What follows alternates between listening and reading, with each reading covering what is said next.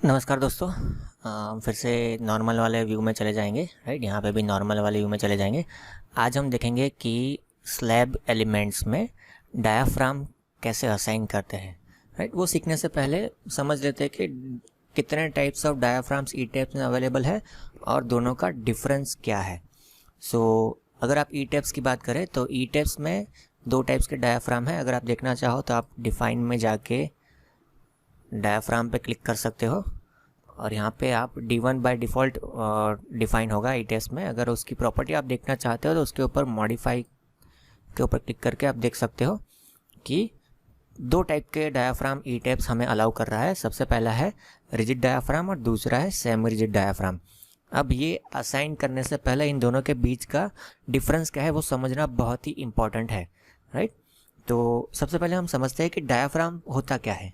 Diaphragm एक ऐसा element होता है जो बिल्डिंग पे जो भी लेटरल लोड आता है, लेटरल लोड जैसे कि अर्थक्वेक लोड या फिर विंड लोड, जो भी लेटरल लोड आता है वो लेटरल लोड को वो वर्टिकल लोड में ट्रांसफ़र करता है कॉलम्स में और शियर वॉल्स में।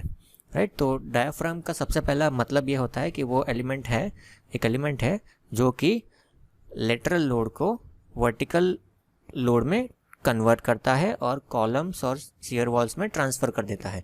राइट, उसका काम इतना ही है कि जो भी लेटरल लोड आ रहा है उसको ट्रांसफ़र करे।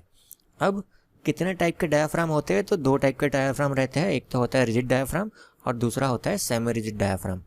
रिजिड डायाफ्राम का मतलब क्या होता है? अगर सपोज करो कि हमने सारे स्लैब्स को और सारे बीम्स को as a rigid diaphragm assign कर दिया, तो वो क्या करेंगे? फॉर एग्जाम्पल जैसे कि 100 किलो न्यूटन का लेटरल लोड लग रहा है, तो वो 100 का 100 किलो न्यूटन लोड हमारे वर्टिकल एलिमेंट्स में ट्रांसफ़र कर देगा। इसका मतलब ये है कि हम रिजिड डायाफ्राम में ऐसा एज्यूम कर रहे हैं कि हमारे स्लैब में कोई इंटरनल स्टिफनेस नहीं है। वो जितना लोड आ रहा है वो पूरा का पूरा लोड वर्टिकल एलिमेंट्स को ट्रांसफ़र कर रहा है। उसका मतलब है कि हम ज़ीरो स्टिफनेस एज्यूम कर रहे हैं हमारे स्लैब्स की। दूसरा ऑप्शन हमारे पास है semi rigid diaphragm. Semi rigid diaphragm में हम क्या करते हैं कि उसमें हम एज्यूम करते हैं कि हमारा जो स्लैब है उसके कुछ इंटरनल स्टिफनेस है, जिसकी वजह से जैसे कि मैंने बताया कि 100 किलो न्यूटन लोड आ रहा है, वो 100 किलो न्यूटन लोड में से सपोज करो 20 किलो न्यूटन लोड वो ले रहा है due to the internal stiffness. वो 20 किलो न्यूटन लोड उसने कैरी कर लिया, बाकी बचा 80 किलो न्यूटन लोड ही वो आगे वर्टिकल एलिमेंट्स में ट्रांसफ़र कर रहा है।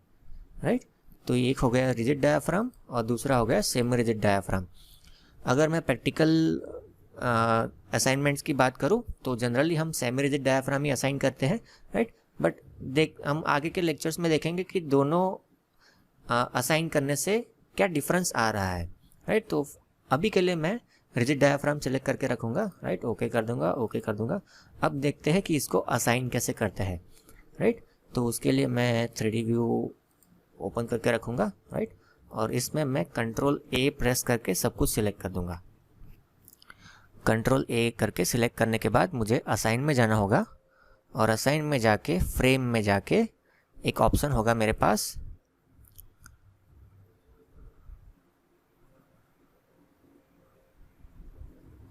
डायाफ्राम नाम का एक ऑप्शन होगा मेरे पास, फ्रेम में नहीं सेल में। राइट, हमें सेल एलिमेंट्स में जाना होगा क्योंकि ये डायाफ्राम होता है वो स्लैब एरिया में लगाते हैं हम। राइट, तो सेल में जाके डायाफ्राम पे क्लिक करेंगे हम।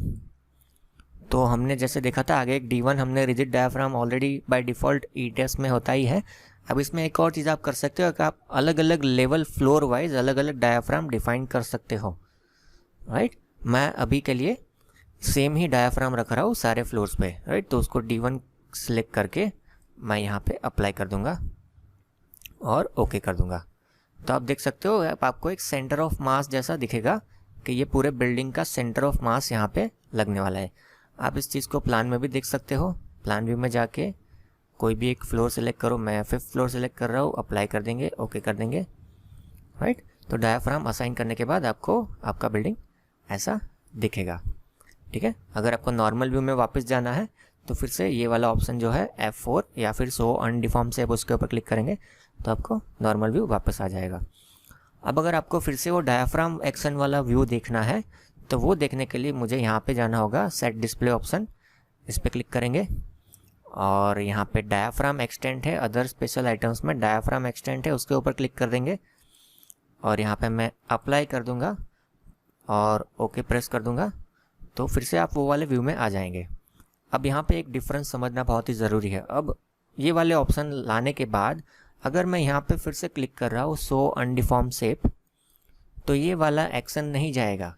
क्यों नहीं जाएगा? क्योंकि ये वाला एक्शन हमने खुद से ईटैब्स को बताया है कि भैया मुझे ये देखना है, तो हमने ये वाले ऑप्शन में जाके सेट डिस्प्ले ऑप्शन में जाके ये वाला विंडो पे क्लिक किया हुआ है, राइट।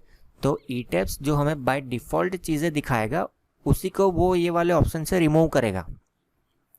अगर हमने कुछ भी सेट डिस्प्ले ऑप्शन में जाके ऑन किया हुआ है तो वो हटाने के लिए हमें फिर से यहीं जाके उसको अनटिक करना होगा, अप्लाई करना होगा, ओके करना होगा, तभी वो चीज़ जाएगा स्क्रीन के ऊपर से, राइट। तो ये चीज़ याद रखनी है कि हम जो भी चीज़ यहाँ से देख रहे हैं विंडो में, उसको अगर हमें हटाना है तो फिर से हमें यहीं पे वापस आना होगा, सेट डिस्प्ले ऑप्शन में वापस आना होगा और वहाँ से ही हम उसको हटा सकते हैं, राइट। तो इसको ओके कर देंगे।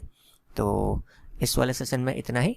नेक्स्ट वाले सेशन में हम देखेंगे कि सपोर्ट्स कैसे असाइन करते हैं फाउंडेशन लेवल पे। Thank you so much.